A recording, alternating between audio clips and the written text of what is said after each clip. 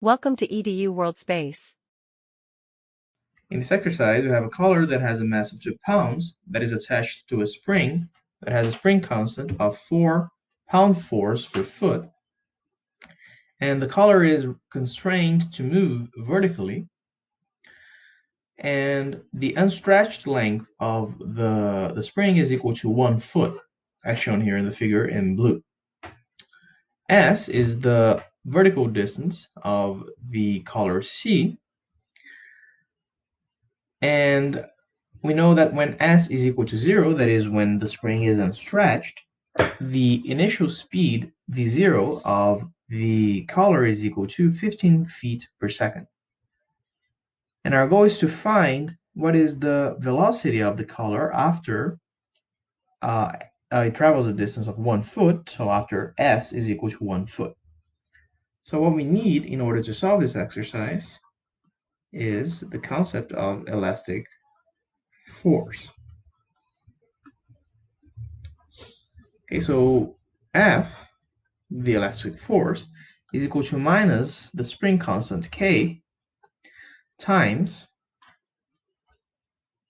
delta X, where delta X is the distance between the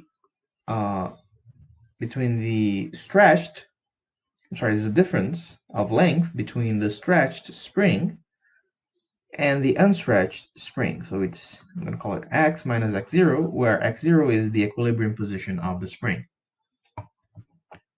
And this is the information we need in order to solve the exercise. So let's apply this to our specific problem.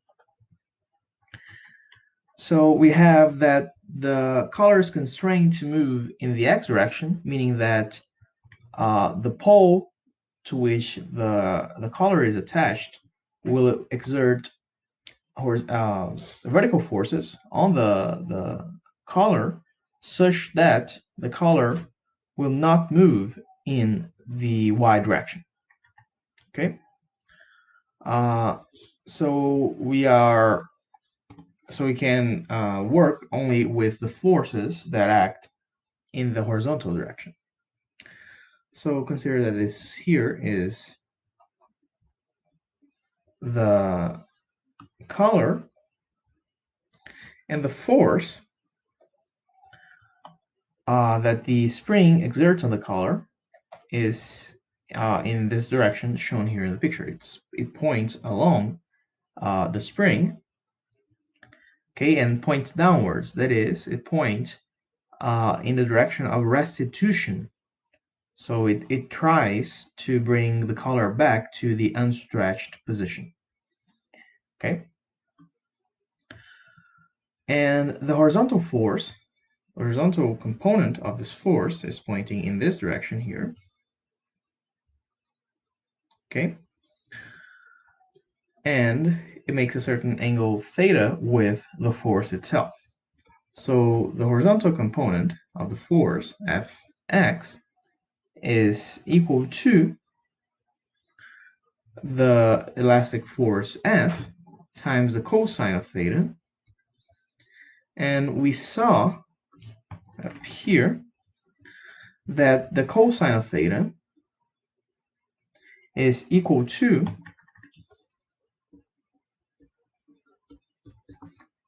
S divided by the square root of S squared plus 1. Okay. Also, the force itself is equal to minus K, that is a spring constant, times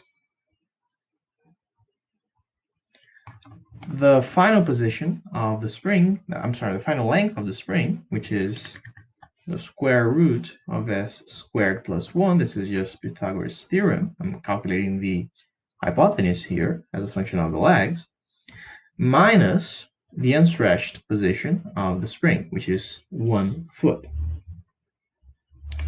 Okay, so Fx, that is the horizontal force, is equal to minus K times S squared, the square root of S squared plus 1, minus 1 times S divided by the square root of s squared plus 1.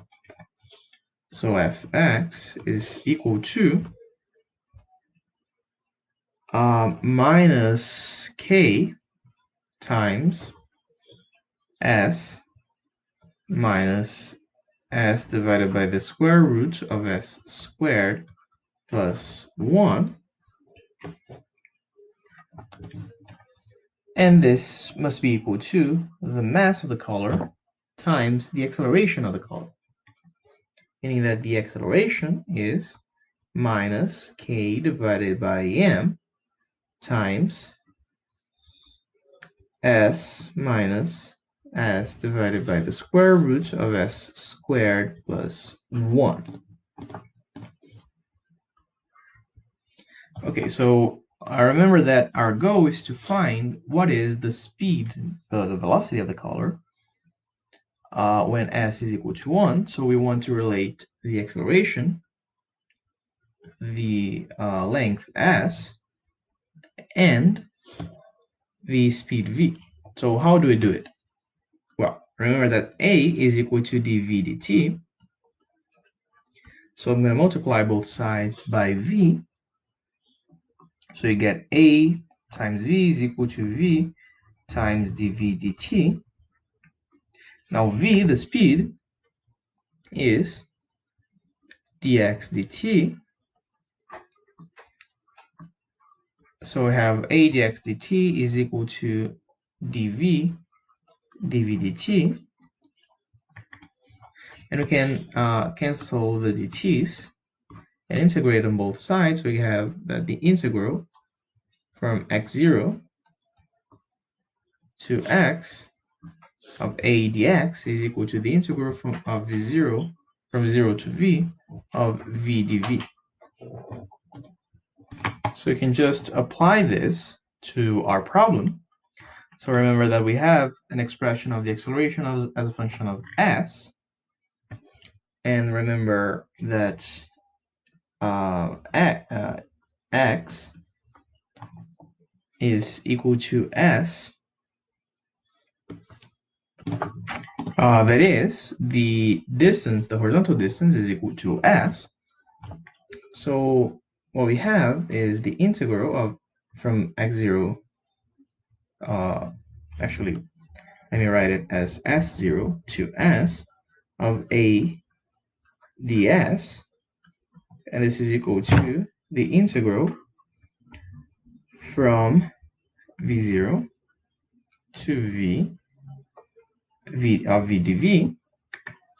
So we have the integral from s0, which is 0, so this is the unstretched position, to 1 of a, and a is equal to minus k over m times s minus s divided by the square root of s squared plus 1 ds, and this is equal to v squared minus v0 squared over 2. I've already integrated the right-hand side. So in the left-hand side, we have minus k over m s squared over 2 plus k over m times the integral from 0 to 1 of s ds over the square root of s squared plus 1. And this is equal to v squared minus v0 squared over 2. Now, notice that we can use a substitution of variables. So we can use that x squared is equal to y. So that we have minus k over m s squared over 2 plus k over m, and then the integral from 0 to 1 of and now I have to transform the s into dy. So we have the 2s ds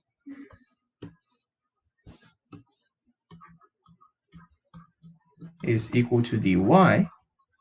So what we have is that s ds is equal to 1/2 of dy, and then we have to divide it by y plus 1.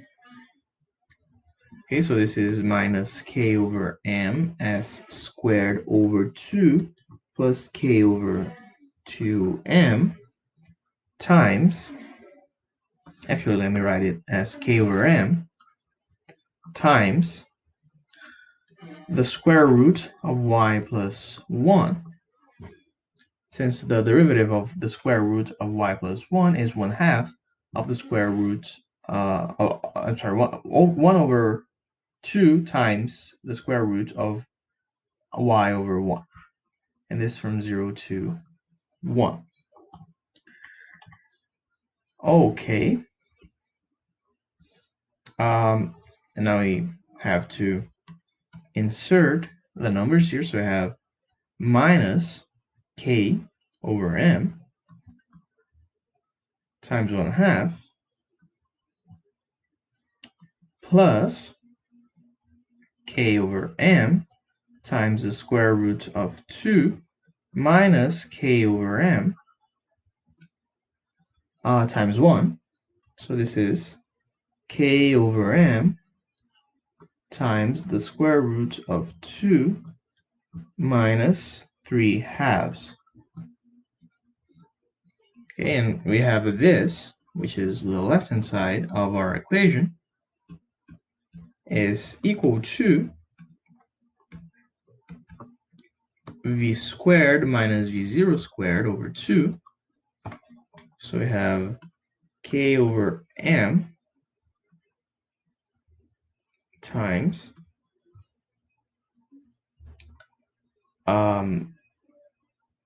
the square root of 2 times the square root of 2 minus 3 plus v0 squared is equal to v squared. So I'm going to take the square root of the left-hand side.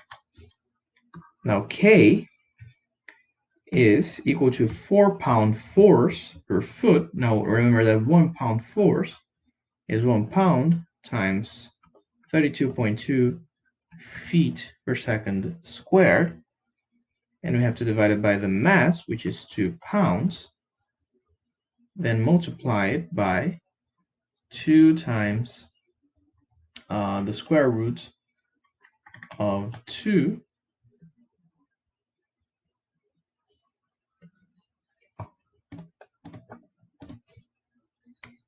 minus 3, and this is all in feet.